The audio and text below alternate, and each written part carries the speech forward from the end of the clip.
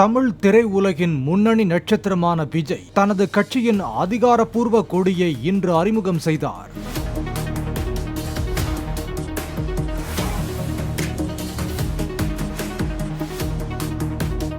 பின்னர் சென்னையை அடுத்த பனையூரில் உள்ள தாவேக கட்சியின் தலைமை அலுவலகத்தில் கொடியை விஜய் ஏற்றி வைத்தார்.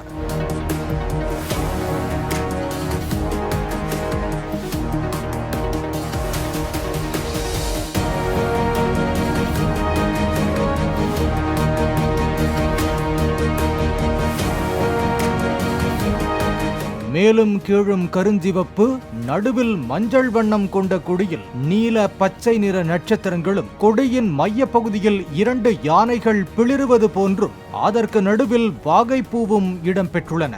தமிழர் மரபில் வெற்றி பெற்ற மன்னன் வாகைப்பூவை சூடி கொண்டாடுவது வழக்கம் என தமிழ் அறிஞர்கள் சங்க இலக்கியங்களை சுட்டிக்காட்டுகின்றனர்.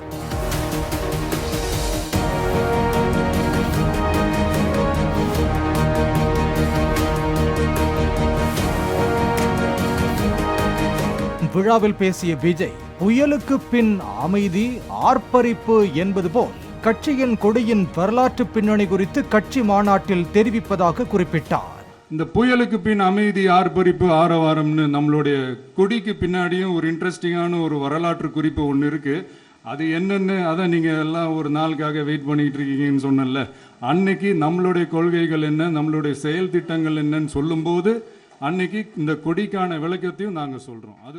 தொடர்ந்து தமிழன் கொடி பறக்குது என தொடங்கும் கட்சியின் கொடிக்கான காட்சி பாடலையும் விஜய் வெளியிட்டார்.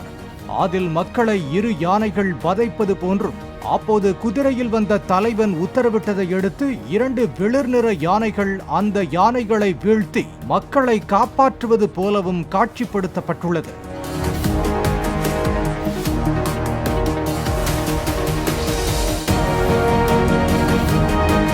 மேலும் மறைந்த முன்னாள் முதலமைச்சர்கள் அண்ணாதுரை, எம்ஜிஆர் ஆகியோரின் சிலைகளுக்கு நடுவே விஜய் தோன்றுவது போன்றும் காட்சி அமைக்கப்பட்டுள்ளது.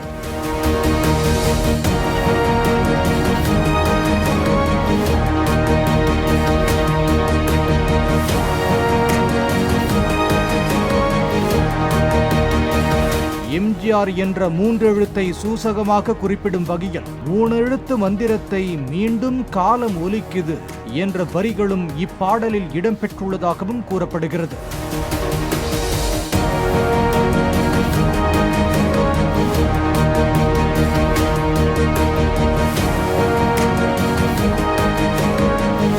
சிகரம் தொட்ட பின்னர் இறங்கி வந்து விஜய் சேவை செய்ய உள்ளதாகவும், ஆதரவு கொடுத்த மக்களுக்கு நன்றி காட்டும் காலம் வந்துவிட்டதாகவும் கொடிப்பாடலில் குறிப்பிடப்பட்டுள்ளது. தனது கட்சியின் சின்னமாக வாகைப்பூவை ஒதுக்குமாறு நடிகர் விஜய் தரப்பில் தேர்தல் ஆணையத்திடம் விண்ணப்பித்துள்ளதாகவும் தகவல் வெளியாகியுள்ளது.